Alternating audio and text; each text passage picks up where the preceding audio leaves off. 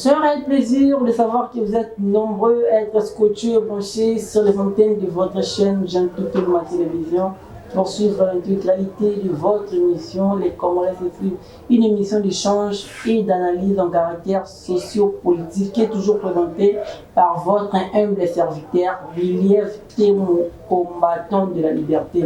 Mesdames et messieurs, je reçois pour vous aujourd'hui Monsieur Placide Mikaya Tiani, qui est cadre et combattant du parti politique UDPS, à qui je dis bonjour. Bonjour Monsieur Tiani. Bonjour Monsieur. Qu'est-ce que je n'ai pas pu dire au sujet de votre présentation? Oui, j'ai fait d'abord les plus jeunes conseils de Tshisekedi Wamulumba, candidat député provincial. Candidat malheureux, je rappelle. Non, c'est pas malheureux. Tu sais ce qui s'est passé avec la CENI, avec Corneille Nanga, tu sais ce qui s'est passé. Moi, j'ai gagné les élections, je suis disciple de Tshisekedi. Comment je peux échouer? Qu'est-ce qui prouve cela? Mais non, c'est une question à les poser. C'est une question à les poser à la CENI. S'ils sont sincères, il te dira que M. Tiani Mikaya a gagné les élections. Moi, j'ai gagné, bel et bien, j'ai gagné les élections. Tout le monde connaît que j'ai gagné les élections. Alors, M. Placide Tiani, vous êtes combattant cadre de l'UDPS. Qu'est-ce qui se passe actuellement à l'UDPS? Qui dirige l'UDPS présentement? Qui est le vrai secrétaire général entre M. Augustin Kabouya et M. Gubao? Bon, en tant que Congolais... je rappelle que l'émission est bilingue. Oui. En tant qu'un Congolais qui se respecte, j'aimerais bien m'exprimer à Lingala pour Banamboka Bayoka. Qu'est-ce qui se passe au sein du parti? Pas de problème. Qu'est-ce qui se passe Nakatia et loko Etienne Tshisekedi Ombatike Libiso Otobengi UDPS. Pesa pour une opinion. Et là, les autres Kanakata UDPS, ils ont ça la passe, ils ont les lisabiso, ils ont tangisabiso maamiso. Oh, biso maamiso na biso d'ailleurs réservé uniquement pour na la kondo Etienne Tshisekedi wa Mulumba. Mais les autres comme ils là, bozoba, bosoto, oba déconnaissance wa mongo balobaka, bosoto, bosalité, aux autres Kanakati ya lingomba. Politique au bengi UDPS. Le Tokyo justifié au soto yango. Bon, bosoto yango ils ont entretenu na groupe Moroboui. Groupe abana. Groupe abato bazomi mona bakonzi, nzoka bata bakonzi te. Ndeti nani? Le lengi abato bazomi mona kibavani na kiti, nzoka bavani na kati ebonga. Je n'ai pas compris na plan. Oko comprendre nango bien.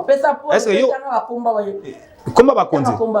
Bon, na kati ya UDPS eloko asigeza te. Ya kalezo zonga. Il y a Sikezo Botama. Ozomona. Donc, Natango Akala, tozaka na bitumba ya Belchika, na Valentin Mobaki. Mais totika la omona te Belchika kangisi, to Mobaki kangisi. Tika la rosala mate. Pour combattre IDPS, combattre IDPS. Tozo bundana kaka pona bolamu ya parti na biso kene liboso. Yango te tozomona lelo. Lelo tozomona lelo to comme na système AI. Obi AI l'action. Président à l'intérim. Moto azana ndelo. Azana suka. Wa ngasa likambo esengela tuna moto ya PCS ka avandi wana. Mais yango te lelo tozomona lelo. O lelo tozomona moto babengi AI. Akomi konome, akomi kokoma, akomi koboma lolenge alingi. Lelo tozana président AI na kata UDPS. Jean Makaboun. Mais mabezali wapi? Mabezali. Mabezali wapi? Mabezali parce que tobuki mobeko li kondi à parti. Tobuki biso tobundi pendant 32 ans pour nous instaurer. Nous nous sommes bâtis pendant 32 ans pour instaurer un état de droit dans notre pays. 32 ans, je dis bien. 32 ans. Nous nous sommes bâtis 32 ans pour instaurer l'état de droit dans notre parti, dans notre pays. Pardon s'il vous plaît, dans notre pays. Donc Etienne Tshisekedi Wamulumba et ses compagnons qui nous sommes bâtis pendant 32 ans pour instaurer un état de droit dans notre pays. Mais ce n'est pas ce qui s'est fait à son absence, paix à son âme. Les cathédrales de la résistance, les pères de la démocratie congolaise, paix à son âme, que j'aime beaucoup. Vous comprenez? Ok.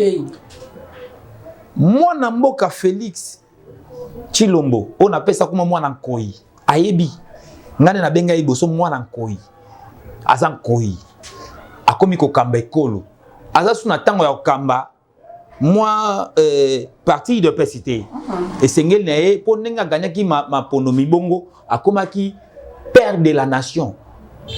akomaki kolingana ba o ba ponaki ye na ba o ba ponaki ye te eza boyete yenda komi ba bengi président de la République tata wa ekolo Congo démocratique donc le loso ki Congo eko na likambo moto ko représenter biso valablement légitimement c'est Antoine Tshisekedi wa Mulumba. Mais monsieur Placide Tchani, ni le beaucoup reproché dans mon Congo Augustin Kabouya. Non Augustin moi la mboko Augustin Kabouya faut yeba ke la lité sacrée bokonde vanda kalikolo makila.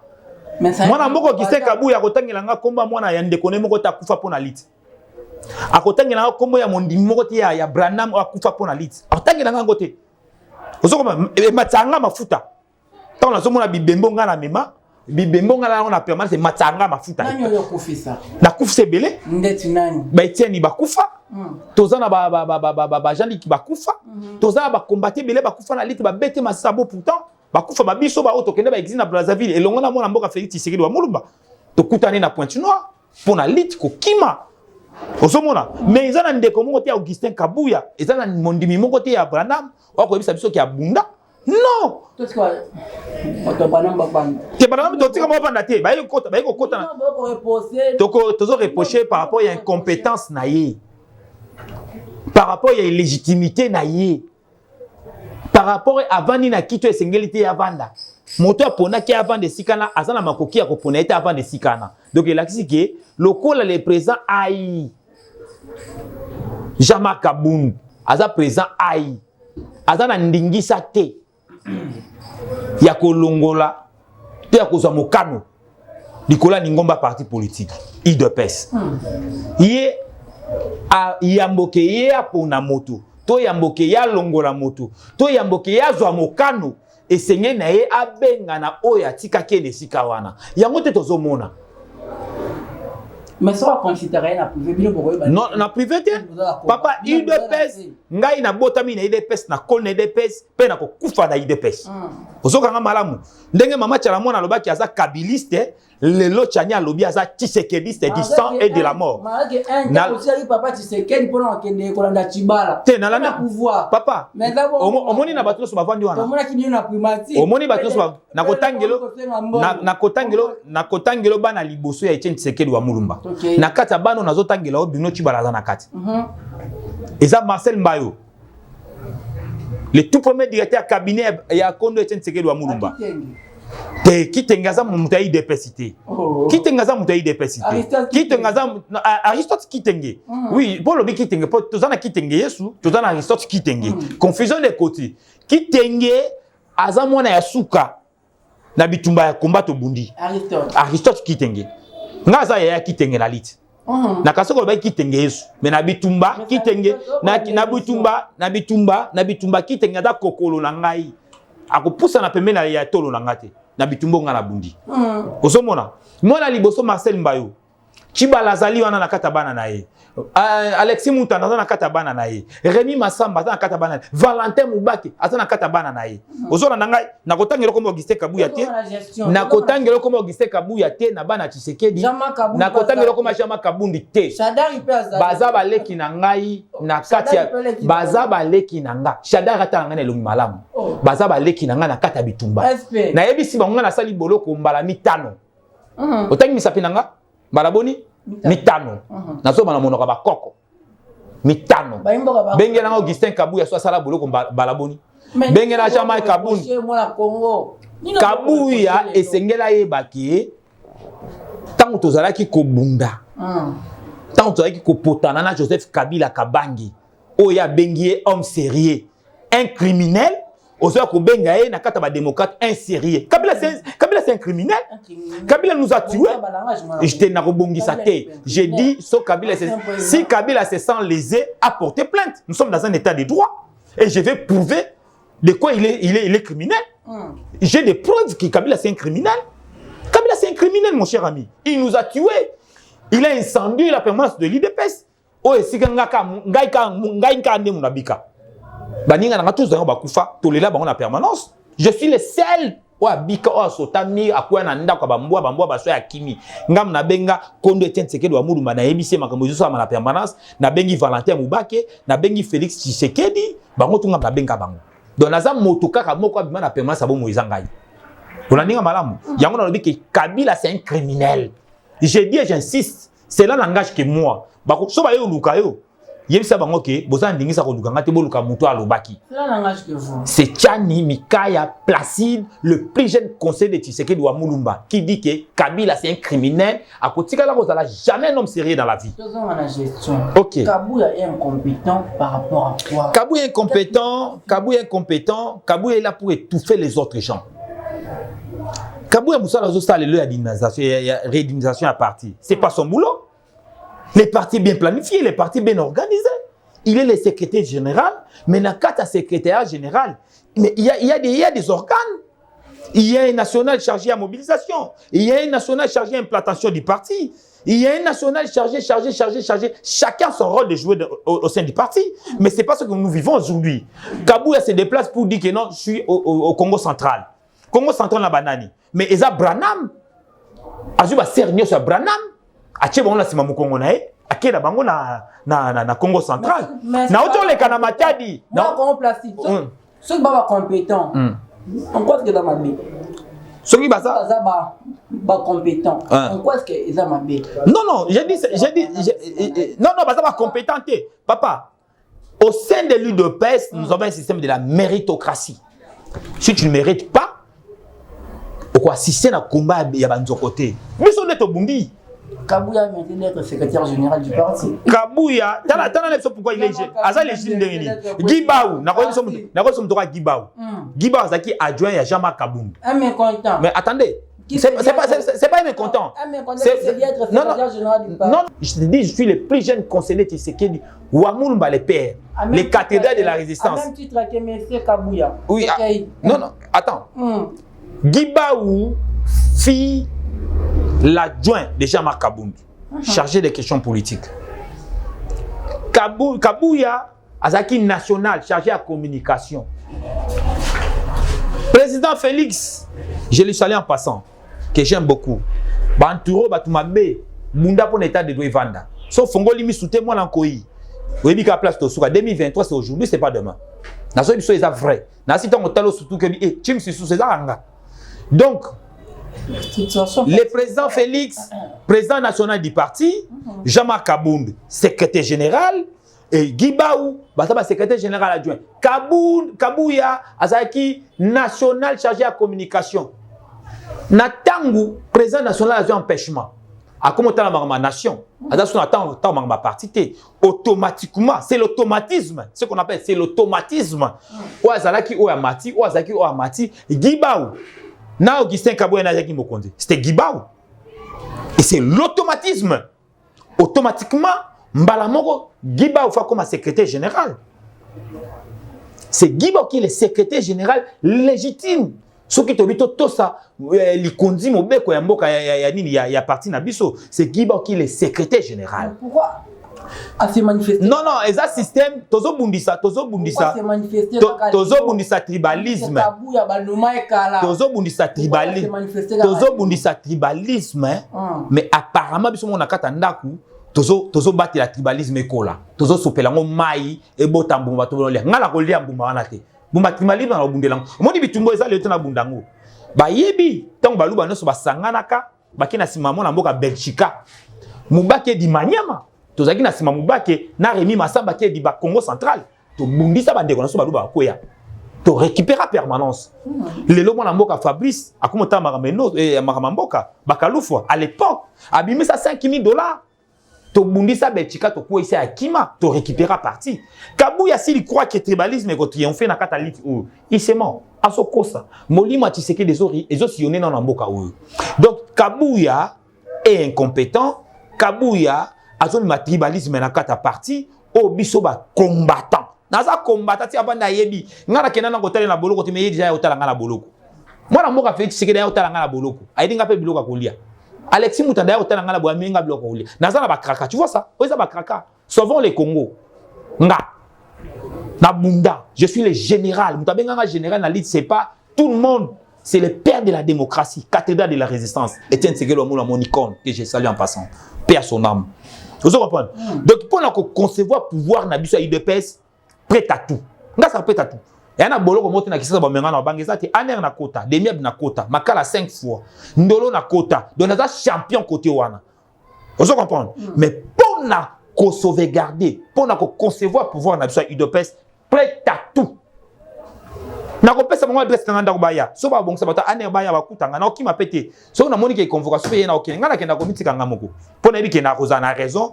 Na raison. Tu sais, la personne qui est devant toi, il n'a pas peur de la mort, mais il a peur d'aller à l'enfer. Moi, j'ai pas peur de la mort, mais j'ai peur d'aller à l'enfer. Comme j'ai peur d'aller à l'enfer, je dois appliquer les systèmes de dénoncer les anti-valeurs. Les gens comme Augustin Kabouya, Bazo Memaba. Confusion na kata parti, un homme conflictuel, confusion nini, secrétaire général, olo même ba combattant, o ba yebi parti, olo même équipe, il y a secrétaire général, au préféré tika bango, o zo ba ser ya Branham, na ba faire Branham, o non. Mais est-ce que non compétence, bundi, papa, baloba, la répétition est la mère de la science. Ozolanda bien? Yo osali litité. Yo obundité. Yo yebite que c'est fille de pèse. Oyebita im di parti té. C'est là en passant pour te dire comment est venu Augustin Kabouya na parti. C'est Jeko qui l'a recruté. Mon ami Jekobea. A même bon c'est la montre. Je te dis vrai. J'assume mes propos. Là où Jeko est là tant Hollanda oyeba. Jeko me maillé pour bon c'est la montre. A lui m'a idée pèse à côté. Aux Hollanda. Je suis prêt à tout. Prêt à tout. Prêt à tout. So yo ngba tinanga na inongo so ki place ba otema to buka masango na kolona po bandeko na ba congolais balia. Mais nzambe likola opambola nga pa yebi ke ona so bana zo buka mobeko te. Tu sais que nous a appris à bannir la peur et de ne pas avoir la peur de la mort. C'est Chims, le général. Mais c'est Chims, le général. Non sentir. Entre monsieur Guy Bao et monsieur Augustin Kabouya. Kosi sa malobate, Guy Bao est légitime. Kosi sa malobate. Par rapport à quoi? Kosi sa malobate, Guy Bao est légitime par rapport à hiérarchie ndenge landanaka. Quel est le statut quand à ce sujet? Statut lobiboui. La disposition. Ce qui président national du parti a démissionné, to a koufi, to a eu empêchement. Vous avez un malam. Et Sengel Nabino 90 jours pour organiser une élection extraordinaire qu'on monter les mélias partis à Kambabino momentanément. Et après quelques temps, beaucoup organiser congrès ordinaire. Mais c'est pas ce qui s'est fait dans les temps. Jama Kabound a bongisa alalisi makambu. Tant un article na biso ya continue na biso à partir article 35. Au moins na yebiso ezali. Au moins na yebiso sana kati. Batanga article ba diabanza batanga ba Fabrice batanga ba James batanga ba Chibas Prudence ba Chibas Prudence batanga ba Dodo batanga ba Iget wana za mona mwasi kaka moko to bunda na ye. Mais le to komo mona bana ba se belé à Branham hein. Ya Branham bala ta ba jipa milaye hein. Akima mba ngone naliti. Mais Iget ba nola ta kilota mukusawa. Mo mwasi mobali. Lelo Iget anazabi. Kabouya n'y a pas ressentir yété. Makamana rolinga ngote. En tout cas na robunda. OK. Yango na zo ebisa yo. Donc mafia et banda qui a parti à wana. Yango na zo lancer un appel solennel na mwana nkoyi, chef de l'État et pas na double casquette, président national du parti et président de la République. Garant ya kotambola malamu ya mboka. Ayeba ke 2023 za lelo. Ayeba banani bazingiye. Ayeba est-ce que Batouana bazana posa qui a continué pouvoir? Non. Batoko ba Augustin Kabouya bazo bebisa masolo na ndenge mo ali sekité. Tangu yo na ba lié batoko ba tout ça longa. Honorable tout ça longa. Ba Didier Boudim. Non, Didier Boudim kutu yé makamune na mona toujours na suspense. Bon, na ebi na pas na pona makamuna été. Il peut combattre. Na ebi ke na mona na tu sais que nous a appris ya koloba makambu oyo omoni o simi oza na preuve. Ce qui va même le bossa jouzi. so ba meme liboso ya Zuzi osambi po sa nolongi na mona état-major ya campagne ya chef de l'État son excellence monsieur Félix Tshisekedi Antoine na kata lopango ya Toussaint Alonga président ya PLT a fouté la même candidat député mususu mbongo ba liste ya UDPS aujourd'hui so otali bato wana basa ya kolemba ba Laurent Batumona déjà mona Laurent Batumona l'élection écran lo mamba fati non aujourd'hui 2023 faut concevoir pouvoir na 2023 candidat UDPS Aleka après 5 ans candidat UDPS Azwa même pendant 100 ans le tout monde INC na Afrique du Sud ba combattant ya INC ba bengala combien de présidents de la République ou à compte à partir na bango et pourquoi pas au sein de l'UDPS ba partenaire na biso aujourd'hui j'ai dit à monsieur Augustin Kabouya si est seulement s'il est vraiment un vrai démocrate qui démissionne dans l'immédiat sans condition. Dans l'immédiat sans condition. C'est dans l'immédiat sans condition. Si vraiment il est un vrai démocrate qui démissionne dans l'immédiat sans condition. Nous avons perdu nos frères combattants. Tobungisa Makila, Toza Likola Makila, Tozo Bunda Likola Makila. Atika Maseki. Tobunda qui 32 ans pour les considérer un état de droit. Raison pour laquelle nous avons dit les Kanako constitutionnels. Bah mon collègue. Makambo sala pona même makambo lobese belé osoko mama mboka donc makambo lobese belé Augustin Kabouya secrétaire général illégitime Augustin Kabouya secrétaire général conflictuel Guiba Azal légitime reconnu par la constitution de notre parti Azal reconnu donc et ça quand na lobby l'union pour la démocratie et le progrès social donc je ne sais pas, ni nous sommes tous nangai.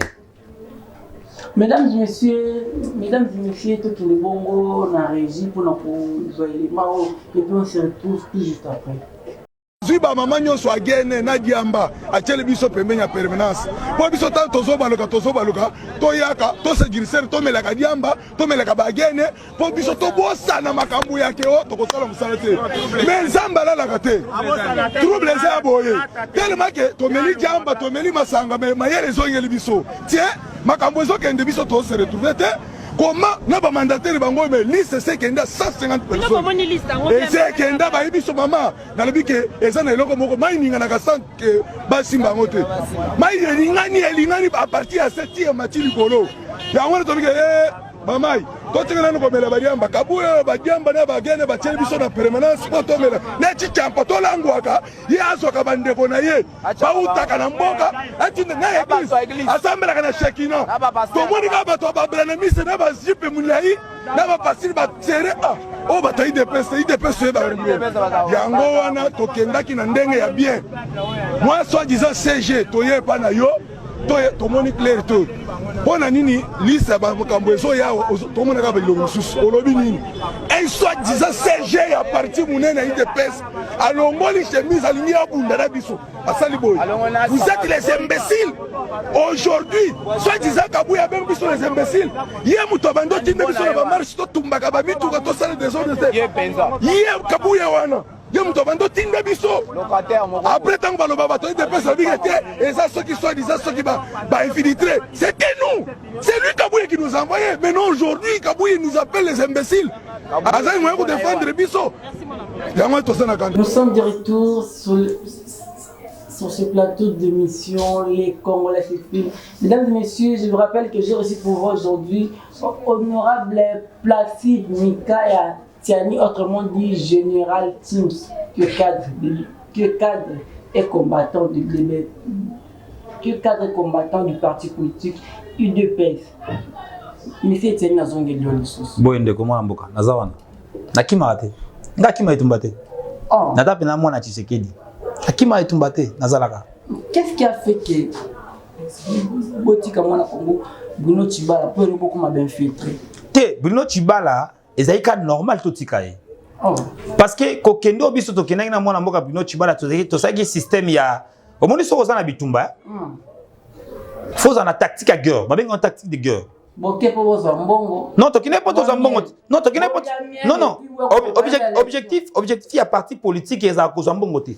Et à cause d'un bon condi, Kukamamboka, peut combattre la bokonzo bino bozui. Et ça n'a pas tactique belé. Yango moni mwana mboka Etienne Tshisekedi wa Mulumba. Tango kondo Mobutu, tango abeli, batu bandimaka teke, moi na mboka kondo ete sikema mba kinota Mobutu na Nice place akendaki tama ke azongi ba koma ki na njili te Mobutu a nommé maman premier ministre oui événement biso to encercler kinde Kabila ndaza kina bokonza Congo to diga ki angote parce que c'est un criminel, je le répète encore, c'est un criminel, c'est un jeune homme là ya mutema mabe. Oh là comme si ba Congolais benga ba Congolais 40 baka bandaka ba boti na bango. C'est à esprit de mort. Tu sais à l'époque j'ai dit ça à Kanyama, c'est lui qui est maintenant inspecteur là. Je le dis un inspecteur de la police, quelqu'un qui est censé de protéger batuna biloko na bango ba pèse esprit de mort. Mais j'y va kosa yo. Mais ngas qu'on a Kabila a dit que Kabila c'est un homme sérieux. Kabila est un homme sérieux. Na famille no Kabila bomate. Selon Kabila. Selon Kabila. Non, c'est normal Kabila le bon parce que na famille n'aime ta kufate. Ngai na banda na mona nde bata Kabila ba côté na permanence, il tue les gens. Dans malaya ba kufate na famille na kufate. Ndeko na koyebisa yo Augustin Kabuya Aza incompétent, Aza non à niveau à Kamba, parti d'EPS comme secrétaire général T. Moutoko Kabouya télémi na podium devant les gens en disant que c'est Kabila qui a choisi Félix d'être président de la République. C'est quoi ça mon Dieu mon roi? Grandez à Tobunda pour Kabila pour Nabiso le pour Nabiso Félix président de la République. Nga na candidat. Mais l'électeur n'a pas voté Félix Tshisekedi. Oh à l'époque, au nom de l'IDP. Non. Nazalaki candidat tant que député, pas au nom de Tchibala. Au nom de l'IDPS. Quel IDPS? L'IDPS c'est sans épithète, c'est ça qui Non. Je suis trop clair. IDPS et Zamoko et Kotika la PKK Moko. Nani Tchibala, Bruno Tchibala Azoa primature au nom de l'UDPS. Ni t'étais l'UDPS, Bruno Tchibala n'allait pas être choisi comme un premier ministre. Ok? D'accord avec moi? De bien quand débauchage. Et ça qui débauchage, débauchage par rapport à quoi? Et ça qui débauchage, j'étais motonde katine bo motoma bende zalaki. Bruno Tchibala katine nde ataki na bo motoma be. Azui o wana monongo lokwa chance à vie na ye. A maltraité Batumusu, a neutralisé au compte de Kabila. Raison pour laquelle on a démissionné de son padana, soi-disant UDPS, c'était pas UDPS. Raison pour laquelle même temps que sur tali photo dans la campagne. Sur tali photo dans la campagne, on monte longia kondo Tshisekedi wa Mulumba. Hein? Qui est le ministère intérieur? Qui est le ministère intérieur? Quel est le ministère intérieur? Mais qu'est-ce qui a fait que Bondimé au début? Au début, Bondimé, et puis les lots, tant que maman Rambeke, et comme que ce n'est pas une UDPS, avec toute légitimité. Non, comme il vagabondage politique. Non, ce n'est pas une vagabondage politique. Raison pour laquelle je te dis ceci. Et si quand on a mboka Félix Tshisekedi, ou bien sangana ki munana. Asangana na bakabiliste, otobenga G7.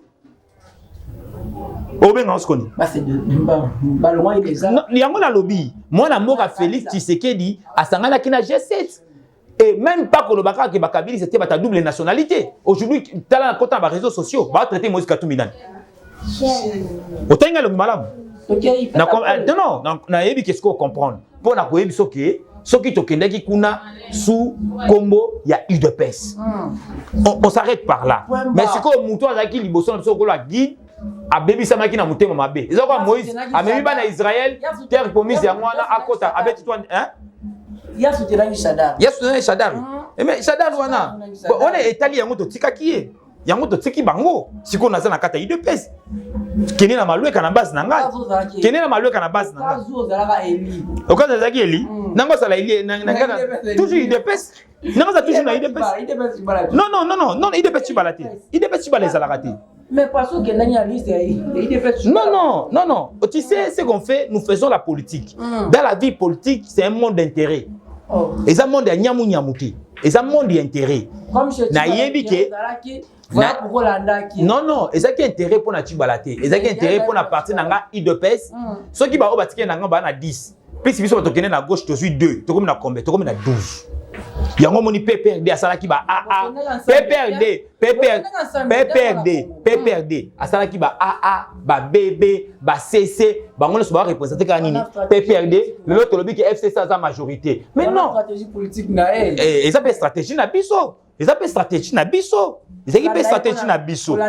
Donc, nous sommes là, biso tozana pour na kolanda par exemple Oya Malam. Oya Mabe et sengi totika yango. Parce que na kata vie politique to ça to appelle na bakulutu na biso. To ça bakulutu na biso. Oto zolanda ke kulutu akene na mbe bakoisami. Kulutu akene Malam a telemi Malam. Biso photo landa yango. Donc, ce qui biso to ça qui biloko wana, ils ont une stratégie politique. Raison pour laquelle lelo FCC m'a organisé l'élection, mais moi na UDPS n'a gagné l'élection. Ils ont le Béloni. Toujours contesté. Non, pas contesté. Contesté par qui? Contesté par qui? Et d'ailleurs, pour aller très loin, au moins, non, tu vois, non, on m'a dit, oh, nani, Marqué Falou, il me connaît, c'est un ami, c'est un collègue. Asa moi Nabiso. C'est un compagnon de l'élite. Vous comprenez? Mais Asa Makasi n'a pas permanence pour la partie naïe. Avant l'année de la Maramou, il y a tel électorat. Asa vraiment Makasi a sa permanence à Tongango. A comme la maman na kata partie naïe. C'est un vieux que je respecte beaucoup. Bah ça peut n'importe de ce qui tourne Asa Yemoko. Na mona na okam dans le baka Asa Yemoko. Asa la Yemoko. Donc vraiment via ça Makasi a recruté Batu et ça vraiment bien Makasi. Vous comprenez? C'est vraiment un vieux to bundi naïe banini mais maintenant vieux ba olenga ko wana ba les gens de Ndongala. Et là on a kolobani. D'ailleurs, pour aller très loin parce que état des droits pour na mututé. Même na kata ndako nous sommes dans ça mais il faut exposer. Auguste Kabouya mérite la prison. Oh, par rapport à quoi? Mais même Harry Macha, vous dites. Oui, pourquoi Harry Macha est boloko? Ils ont pas dit ça, Moti. Ok, il n'a pas raison. Non, ils ont pas dit ça. Il n'a pas raison. Et Biloko Auguste Kabouya to sala en disant que c'est Kabila qui a choisi Félix Tshisekedi. Personne n'a raison. Qui parle pas qui vérité que Félix Tshisekedi a d'aller born à Bisso. Vérité. Ouais. Tshisekedi wa mulumba tu es où? Non, Félix Tshisekedi a d'aller born à Bisso. Na bona ça mama Lambert mende na liboso ya Baro Bisso to créer. Notre président, c'est grâce à Bisso. Voilà pourquoi il Siko Kabou y en a coup constitutionnel. Yo ndongo za mopandisa ngobo. Kabou ya na coup constitutionnel. Yo kondimela nani? Coup constitutionnel. On dit coup constitutionnel hein. Ngai pe na dimeli coup constitutionnel. Cela veut dire Kabou a tombé dans l'infraction. Il mérite la prison. Le kola Harry Machi. Otengana longi. Omoni malamu non? Il mérite la prison.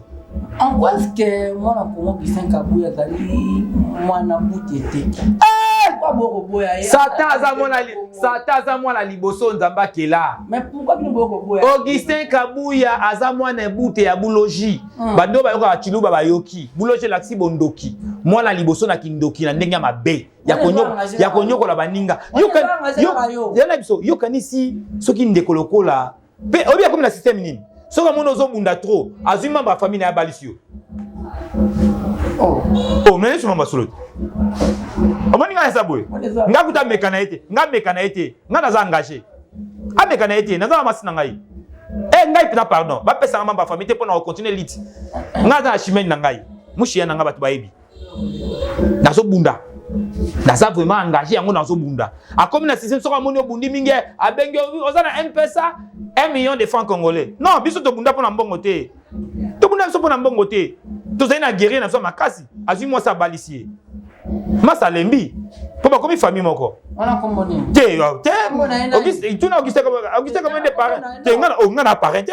Non, ngana apparente. Ngana apparente. Mais ngana apparente. Na fait tout na salaité. Na fait tout na salaité. Comment mboka ni na habité? Comment mboka na habité? Comment mboka ni tomo bisinga comme fona tanga mtu komone mboka. Komone mboka na habité. Na liti atanda kutoyeba na kati. Ata koma mboka toyeba na kati. Tona ba sirno auto pesa naka. Donc comme on est mboka na yebité, ndaku na yebité, na yoka ke feti, soit disant secrétaire général, abalisi guerrier moko boye, le ka moi sinae. On a na yebité. To vérifier, il faut que ne scotte ba commune place abalelaki, total amikando ba sinaki total combat mutango. Wana kombanga te, nana combattant na yelo kombo wana. Balasima. Très cher téléspectateurs, très chers internautes, je vous rappelle que 2 minutes 30 secondes nous séparent de la fin de cette émission. Comme rappel, j'ai aussi pour vous aujourd'hui honorable Placide Tchani. Alors, honorable Placide Tchani, si vous l'entendez, il est bien pour aller là. Telle la caméra et ça la conclusion. Mais sur cœur, mon thème na loboko. Kokanisa ba passion nyonso biso to bunda. Kokanisa bolenge na biso. kokanisa makila baninga baza na sa mabele tozali kobunda po tozwa pouvoir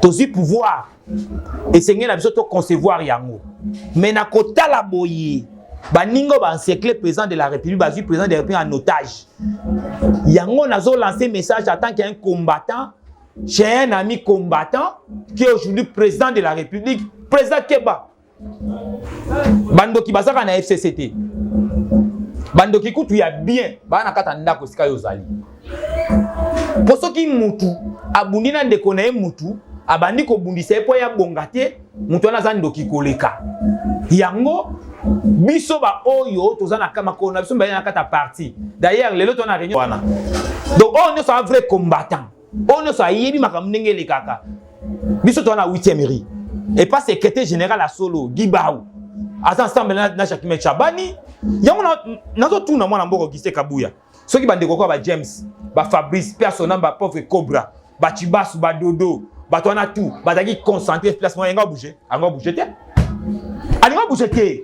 nous sommes prêts à tout pour la lutte pour conserver Bitumbo président Tshisekedi j'ai fait ma part bino pe bossa la part na bino donc Augustin Kabuya soki vraiment osa un vrai démocrate si et seulement si vraiment osa combattant de l'UDPS tu dois démissionner dans l'immédiat sans condition pour nous rendre honneur et hommage à Etienne Tshisekedi wa Mulumba. On a benga icône, on a benga cathédrale de la résistance, on a benga le père de la démocratie congolaise, on a benga Rankoi.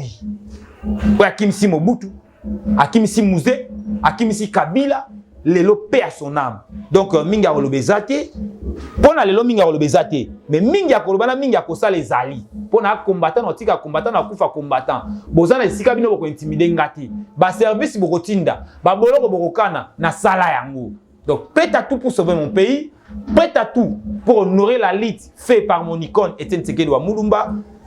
Ba combattant nyonso, merci le cœur, na lingi bino makasi, na lingi ke to concevoir pouvoir na biso na 2023 Fachi Abimasu président de la République na 2000 kuna ngai pena comme président de la République na oyekoya kuna o wana pe comme président donc IDPS atika na pouvoir mikolo mingi oya lingi. Voilà, je vous aime beaucoup. C'est l'honorable Tchani Mikaya Placide oyemoko kondo Etienne Tshisekedi na bengaka général James le plus jeune conseiller de Tshisekedi wa Mulumba. 5 fois prison Makala, l'homme qui n'a pas peur de la mort, mais il a peur d'aller à l'enfer.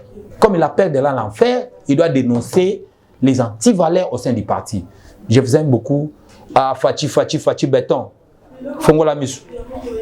Mesdames et messieurs, nous sommes dans la fin de cette émission. Si vous avez aimé, n'oubliez pas de dire un grand merci à notre caméraman Jean-Marie, suite à l'UDFT, nos combattants de la liberté, qui est le présentateur de cette émission. On se retrouve prochainement dans un autre numéro de votre émission, les Congolais s'expriment. Et surtout, n'oubliez pas de vous abonner massivement à notre chaîne YouTube, Jeune Télévision. Que le Dieu de l'apôtre Moïse Emmanuel bénisse la vie de l'éducatif du Congo. Bye.